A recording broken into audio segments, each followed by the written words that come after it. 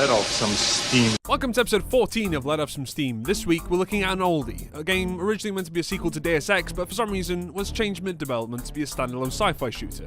Project Snowblind, or Project Snowbling, according to my files. Finally, a game where I can feel like Arnold Schwarzenegger in a cheesy 80s movie.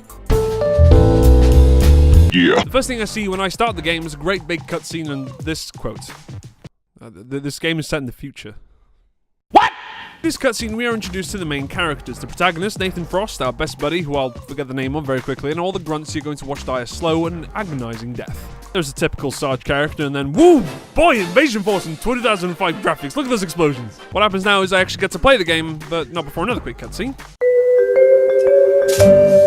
The game offers me some small windows of education so I understand what objects do. I shoot my first few bad guys and then move on. Have a quick sneeze.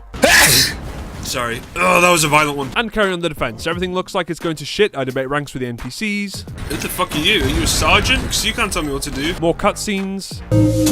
Kill some more bad guys. More cutscenes. The fight turns in your favor. It looks like you win, but then a bomb drops and you do this. No! After another lengthy cutscene that reminds me of frickin' RoboCop, Nathan Frost has some serious... Wait, what the hell is he doing with his hands? We're given a little tour of your army's facility, meet the colonel, get given a few special abilities, more cutscenes. Your transport helicopter is shot down and now you have more bad guys to shoot. Have some fancy new tech to muck about with, die, watch the cutscene again. Fight in the streets, and there's my first 30 minutes. Do you know what? This shit is actually pretty good.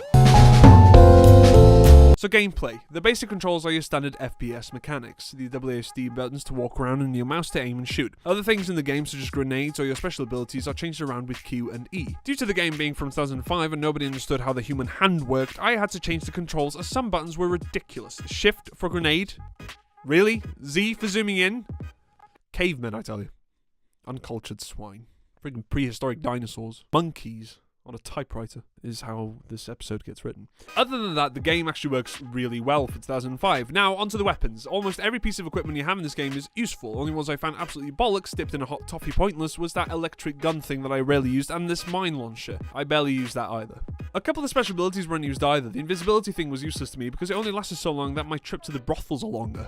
One thing I want to mention is the sneaky that you can do. It is obviously a good chunk of the original Deus Ex project it was supposed to be. However, it doesn't work that well as there are some paths that you can take, enemies will always have sight of, which makes it really hard to navigate through in a stealthy way. So the stealth mechanic isn't perfect, but it doesn't matter because stealth to me is as useful as a hair hat.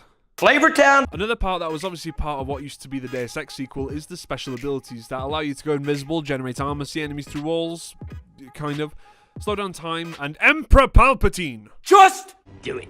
Seems to require some kind of cyborg energy gel to operate. It really is an example of what could have been. To summarize, you can tell it's from 2005, but it's not sluggish or annoying to play. Pretty darn diddly decent. You know what? Visually, this ain't bad for 2005. It has nice particle effects, the textures aren't terrible, and the sound effects are pretty cool. There's not much I can say for the animations, however. It's never a good sign when characters' faces leave me in a fit of giggles for almost no reason. Is that guy a Chinese?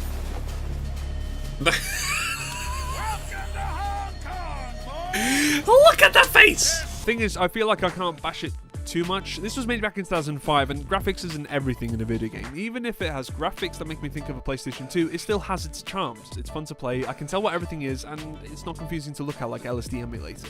It's 2005.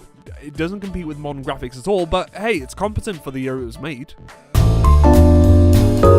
You can see the foundations of the Deus Ex game here. Tensions and ideologies ingrained with thoughts on if augmented humans are superior and lightly touches on the morals of if it's good to be augmented at all.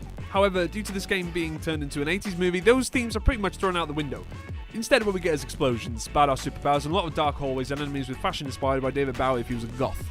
But saying that, the game was fun to play, and clearly, after the project had been changed from Deus Ex to Project Snowblind, the focus shifted from a philosophically heavy game to a dumb, fun action game. So does that mean that the world is bad? No. A bit unoriginal, sure, but it's cool. A civil war in Hong Kong with robot people and normal, I guess, people, and they're into turning 65, beating the shit out of each other. So you're a soldier with a peacekeeping force that is trying to stop another army called the Republic. How original. You're stationed on the island, you get blown up, get augmented, and now you're a badass cyborg. You, as Second Lieutenant Nathan Frost, have to lead the counter-assault against the Republic and rescue a defecting scientist who turns out to be James motherfucking Hung! What a mess! Stand aside! That creature's not worth protecting. Yeah, you tell that little Chinese bitch, James. He gives the Coalition information about something called Project Snowblind. He said it! He said it!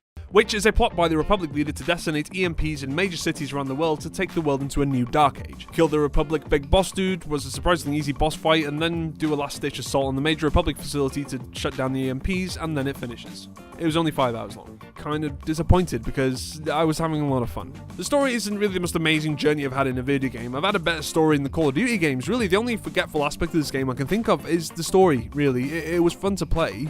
Everything looked cool and the weapons were actually pretty awesome, but the story, you could put it on a massive billboard on the road to my job and I'd still forget about it 10 minutes after I drive past. Except for James Hong. You must feel weak. Let me get you some soup. Oh, no, that's okay, Dad. I'm not hungry. Not hungry. That's right, James. You give out that sweet noodle soup. I tried to use the multiplayer main account and I couldn't get in, so yeah. You know what? The game didn't suck. You'd expect a little obscure title from 2005 that nobody ever talks about today to get a lot of shit for being old and very out of date, but well, it's not half bad. The graphics weren't wonderful, but I'm sure for the time, it wasn't half bad. The gameplay is solid after I rebinded the keys, but again, the story was forgettable. The thought I'm left with is, wouldn't it be awesome if this game ever gets a sequel? Go home, buy it on Steam, it's only £6, play for a couple of hours, and then sit there and imagine this with modern controls and visuals. This game could be way better. Also, the multiplayer would actually, fucking work. So overall, it was fun. It could do with a reboot, and I think a sequel would be a good game. Go and buy it just to have some dumb, semi-retro fun and enjoy it. I'd say this game is a solid piece of cheesecake out of 7. Not too tough, but just the right amount of cheese and sweetness. Also, James motherfucking Hong. That's right, James. You go and walk slowly to a car. Thank you for watching episode 14, guys. This one was really fun. I genuinely enjoyed that game. Right, so as usual, I hope you like and subscribe if you enjoyed my content, and as well, I have a link to my Discord server in the description, and so is my Instagram name. So I hope to see you in the next episode. Farewell, and have a good time. Bow, bow, bow, bow, bow. I'm done.